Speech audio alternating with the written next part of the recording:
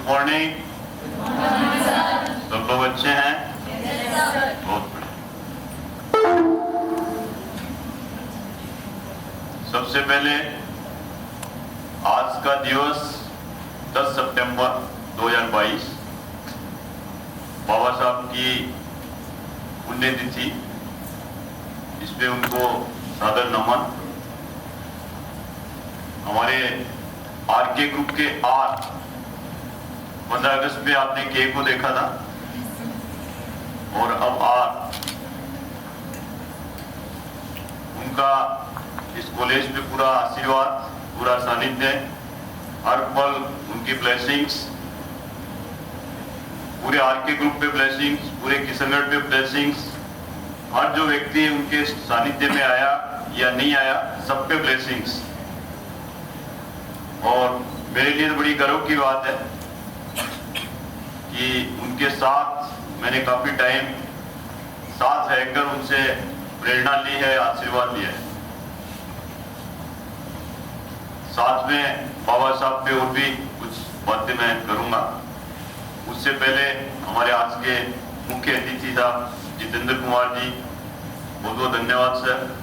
आपने हमारे कॉलेज को, हमारी बेटियों को आपने अपना माना, बड़ी हमारे लिए गर्व की बात है। आज इस कार्यक्रम में पधारे आदरणीय महावीर जी कोट्यारी साहब, प्रिंसिपल साहब, हमारी समस्त फैकल्टी, स्टूडेंट्स, वंडर गर्ल्स और हमारी ये इधर की स्ट्रॉन्ग टीम, सबका अभिनंदन। कर्नल साहब जब भी आते हैं बड़ा अच्छा लगता है। हमारी एक छोटी सी कॉल पे तुरंत इतना बिजी शेड्यूल छोड़ करके तुरंत आते हैं। आप बता रहे थे आज छुट्टी है, एक स्कूल में अन्य कार्यक्रम था, आपकी बेटी जो आई थिंक एयरपोर्ट्स में ना, आर्मी में है, वो चेन्नई फ्लाई कर रही थी, वो सबको छोड़ करके उन सब कार्यक्रम को बिजी शेड्यूल होते हुए भी आपको टाइम दिया है, ये बहुत बड़ी बात है। अभी मैं पूछ रहा था कितने कॉलेज हैं साहब एनसीसी में, तो 400 के करीब कॉलेजेस हैं ऑल ओवर राजस्थान, उसमें से एक अपने, तो 400 कॉलेज में से एक अपने कॉलेज पर साहब का पूरा ब्लेसिंग्स, ये बहुत बहुत गर्व और थैंकफुलनेस की बात है। और दूसरी सर के जो जीवन से प्रेरणा लेने वाली बात है, अपने खुद राजस्थान के ही हैं सर, झुंझुनू जिले के हैं, और जब बोलते हैं तो राजस्थान की मिट्टी की खुशबू, राजस्थान की मिट्टी की झलक इनकी बात में, इनकी आवाज में, इनके चाल चलन में, और जो भी ये कार्य करते हैं उसमें हर चीज में एक अपनी माटी की महक जो आती है वो एक अद्भुत है, एक अपनापन, एक अपना लगाव फील होता है। अभी बीच में सर आपके फैक्ट्री देखने के लिए पधारे थे, उसी दिन मैंने कहा था साहब 10 सितंबर पे तो आपको ही पधारना है, उसी दिन से साहब ने तुरंत हाँ भर दी थी। तो अगेन बहुत बहुत धन्यवाद। हमारे बेटियों पे, हमारी बच्चियों पे ऐसे आशीर्वाद बनाए रखें सर। और आपने हमारे इस कॉलेज को अपना कॉलेज माना है, आपने पढ़ने की इच्छा जाहिर की है, ये हमारे लिए एक बहुत बड़ी बात है।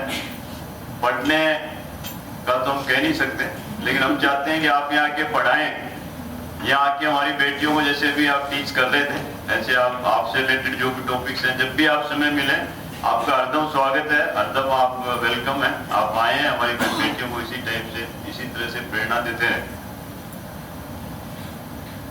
साथ में आज का दिवस बड़ा खुशी का दिन है।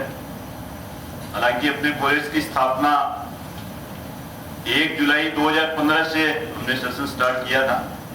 हमारे फर्स्ट फैकल्टी पूनम जी जो है वो आए, गर्दनी लाइए सर, और भी काफी सारे स्थापना से जुड़े हुए लोग हमारे साथ बैठे हैं, मुझे मिश्रा जी, रोहिणी जी, हुकुम जी, मितेश जी, सभी लोग स्टार्टिंग से, रवि जी, करीब काफी फैकल्टी हमारे साथ शुरू से जुड़ी हुई है और अपने तन मन धन से इस कॉलेज को आगे बढ़ाने में लगी हुई। कहीं इनके प्रयासों में कमी नहीं है और इनके प्रयासों में देने की आज कॉलेज इतना आगे बढ़ रहा है।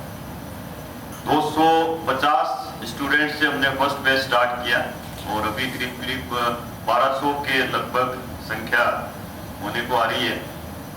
और जैसा पहले मैंने बताया था कि जल्दी हमारे यहाँ नर्सिंग कॉलेज की भी स्थापना होने जा रही है, शुरुआत होने जा रही है, जिसमें बीएससी नर्सिंग की 60 गर्ल्स एंड 60 जीएनएम नर्सिंग की, वो भी थोड़ी भागदौड़ चल रही है कि अभी अक्टूबर नवंबर में जो नया बैच आएगा वो बैच स्टार्ट हो जाए तो संख्या अगेन 1600-1700 के आसपास 100% पहुंच जाएगी। और इस साल बड़ी मुझे खुशी है कि इस साल जो फर्स्ट ईयर के एडमिशन्स थे वो भी काफ़ी अच्छे आए हैं अभी तक, और भी अच्छे आने की संभावना है। और सबसे बड़ी बात फर्स्ट ईयर के एडमिशन्स में इस साल जो रही कि जितने फॉर्म गए 330 के करीब फॉर्म गए और उसमें से 241 वापिस है। तो ये जो रेशियो है ये इस बार थोड़ा एक अच्छा रेशियो ये रिफ्लेक्ट कर रहा है कि हमारी टीम में विश्वास, हमारी टीम की मेहनत और जितनी रवि जी के नेतृत्व में टीम लगी हुई है उनका प्रॉपर फॉलोअप और एक पेरेंट्स का कॉन्फिडेंस। जब पेरेंट्स अपने बच्चे को यहाँ लेके आते हैं तो वो पेरेंट्स को प्रॉपरली काउंसलिंग करना, उनकी समस्याओं का समाधान करना, उनकी जितनी भी जिज्ञासाएं हैं, क्वेश्चंस हैं, उनका समाधान करना, ये अपने आप में रिफ्लेक्ट कर रहा है कि फॉर्म जो वापिस आए वो बहुत अच्छी बात। तो आप सबको एक बड़ा सा धन्यवाद, आप इसी तरह से लगे रहें। दूसरा, आज के दिवस में हमने एनसीसी भी साहब के हाथों से स्टार्ट की है। 18 बच्चियां अभी आई हैं, टोटल 50 हैं। और जैसा साहब का वादा है कि आने वाले टाइम में हम साहब के पीछे रिक्वेस्ट करते रहें और इसी टाइप से कर्नल साहब जो हमें और आगे से आगे संख्या देते रहेंगे। तो ये बड़ी खुशी की बात है, जो हमारी एनसीसी कैडेट्स हैं उनको ड्रेस में देख करके अलग ही फीलिंग आती है, देश प्रेम की फीलिंग आती है सर। और सारी एकदम कर्मठ लड़कियां हैं, सब में जोश है और ये जोश इसी टाइप से बना रहे। और आपके हाथों से जब पेड़ लगा है तो डेफिनेटली पौधा लगा है तो पेड़ भी लगेगा, बड़ा पेड़ भी होगा, बड़ का पेड़ भी होगा और फल भी देगा, बहुत अच्छे फल देगा। और हम भी उस फल लेने में पूरी हमारी मेहनत करेंगे, ये हमारा आपसे वादा है। फिर आई बात कुलगीत की। रवि जी हमारे प्रिंसिपल साहब जब आए थे कुछ दिन बाद ही उन्होंने अपना विचार मेरे सामने प्रकट किया कि साहब ऐसा एक थीम सॉन्ग होना चाहिए अपने कॉलेज का। तो जो ही उन्होंने थीम सॉन्ग बोला तो हम जो सीएज हैं, चार्टर्ड अकाउंटेंट्स, हमारे एक दो मेंबर और बैठे हैं, तो एक सीए इंस्टीट्यूट का भी एक थीम सॉन्ग है। जब वो थीम सॉन्ग बजता है, कोई भी प्रोग्राम हो थीम सॉन्ग बजता है तो एक अलग ही फीलिंग आती है, एक अपनापन और एक बिलोंगिंगनेस की फीलिंग आती है। वैसे जैसे रुचि जी एनएसएस के प्रोग्राम में एनएसएस का थीम सॉन्ग बजाती थी तो अच्छा लगता है। अभी आज एनसीसी का थीम सॉन्ग सुना हमने, बहुत एक अच्छा और इंडियन के लिए बहुत ही भारतीयता, आत्मीयता उसमें सॉन्ग में है। उसी के लिए रवि जी ने मेरे सामने प्रपोजल रखा है कि ऐसा होना चाहिए। मैंने 1 सेकंड में आके साहब बोले, रवि जी बोले साहब इतना खर्च जाएगा, वो कोई दिक्कत नहीं है, ये बहुत अच्छा विचार है आपका, इसको इम्प्लीमेंट करो। बीच में 2-4-5 प्रपोजल्स आए, डिफरेंट चीजें आई, कई डिफरेंट आइटम्स बन के आए, साहब ये सॉन्ग मेरे को नहीं जमे हो। मैंने कहा सॉन्ग अच्छा होना चाहिए जिसको सुन के बुझाएं फड़कने लगे, जिसमें जोश आए। बीच में जो सॉन्ग आए वो थोड़े लटके पटके थे, अच्छे नहीं थे सॉन्ग।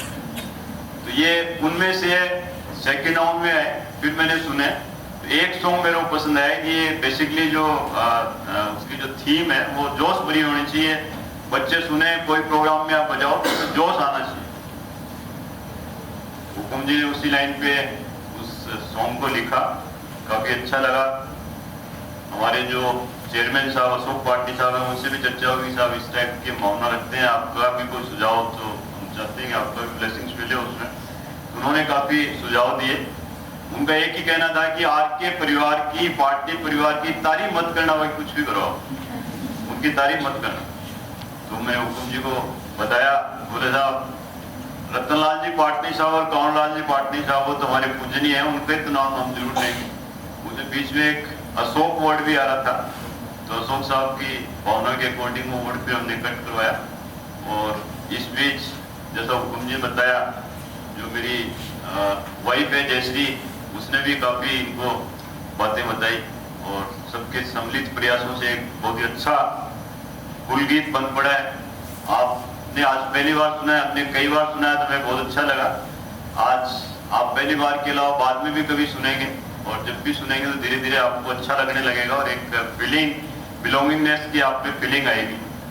तो इसके लिए मैं पूरी जो हमारी टीम है, हमारे हुकुम जी, हमारे प्रिंसिपल साहब और हमारी ये जो गर्ल्स जिन्होंने कोरस दिया है, और नीलेश जी जो इसके निर्माता हैं, डायरेक्टर हैं, नीलेश जी जैन साहब जयपुर से, और दूसरी जितनी टीम है उसका बहुत बहुत शुक्रिया, आभार। और ये एक ऐतिहासिक दिन है आज। हुकुम जी, आज आप हमारे इतिहास में दर्ज हो गए हो, नाम आ गया हुकुम सिंह जी। इस काम के लिए हम हुकुम जी को मतलब एक सम्मान के तौर पे एक छोटी सी राशि की हमारी इच्छा है। वैसे तो आपके लिए कोई बहुत पुरस्कार हम लोग इस मैटर में दे नहीं सकते, आप अपने आप में पुरस्कार हैं, इतना अच्छा और इतना मीठा बोलते हैं। तो हमारी सबकी यहाँ मंच पे जो बैठे हैं उसकी इच्छा थी कि हुकुम जी को कुछ पारितोषिक इस मैटर में दिया जाए, तो इसलिए 11,000 रुपए का पुरस्कार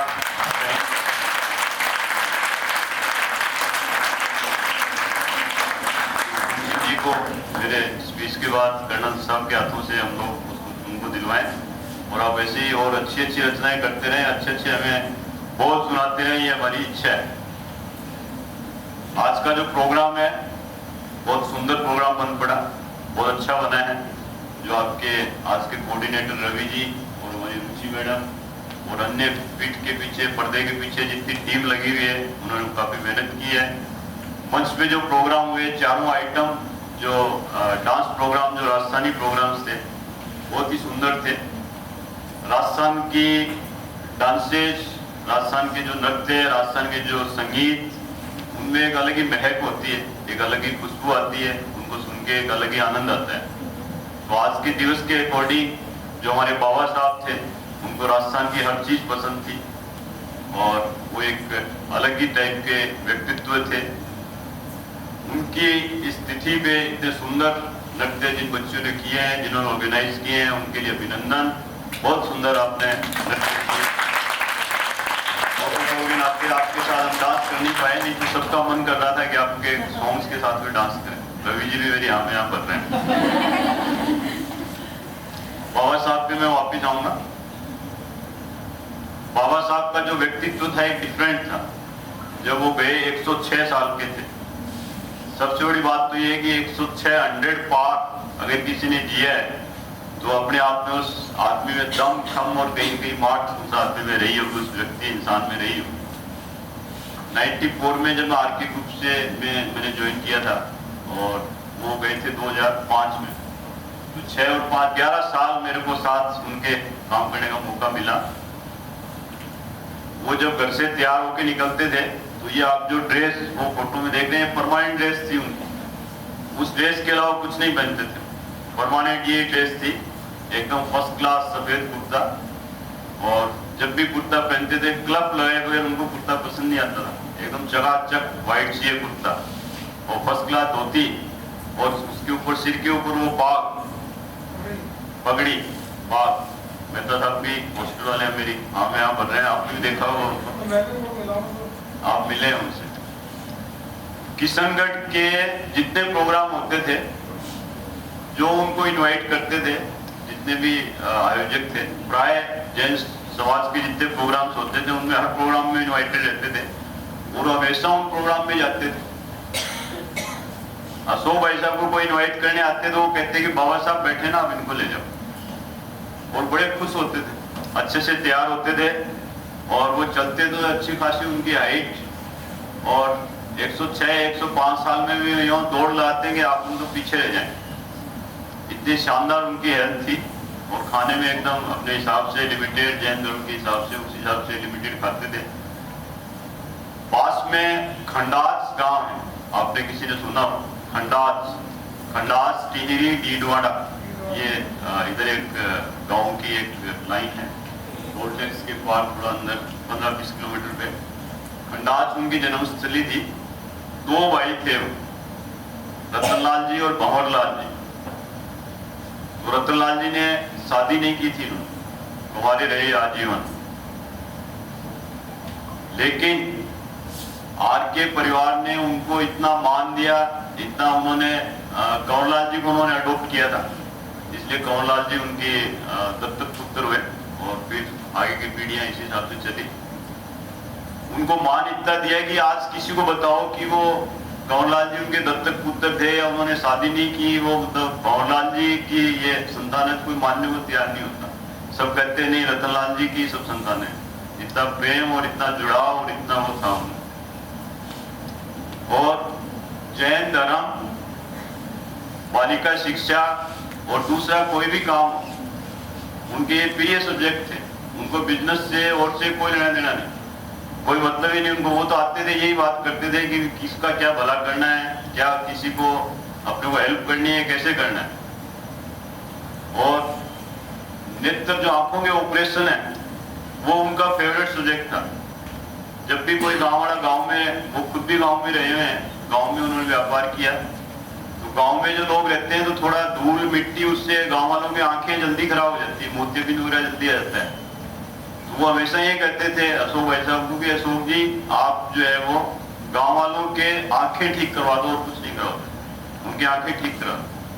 वो कभी जो है वो अपना ऑपरेशन, इतनी महंगा ऑपरेशन होता है वो नहीं करवा सकते।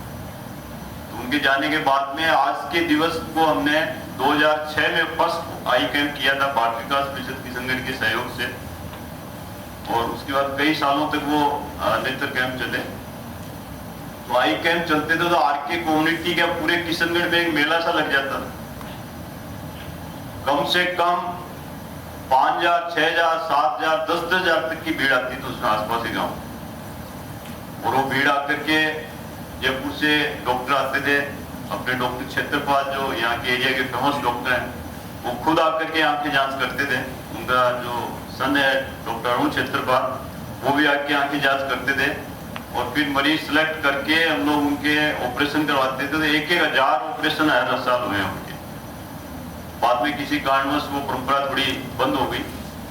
उन्हें हमने इस परंपरा को स्टार्ट किया है और पिछले कुछ टाइम से लायंस क्लब के सहयोग से हम लोग अगेन आई कैंप उनकी स्मृति में चालू किए हैं और वो अब हर महीने कर रहे हैं, साल में एक बार नहीं, हर महीने कर रहे हैं। हमारी जो एनसीसी के बच्चे हैं उसमें सेवाएं दे रहे हैं। ये बच्चियां जाती रहती हैं, स्काउट की बच्चियां जाती रहती हैं।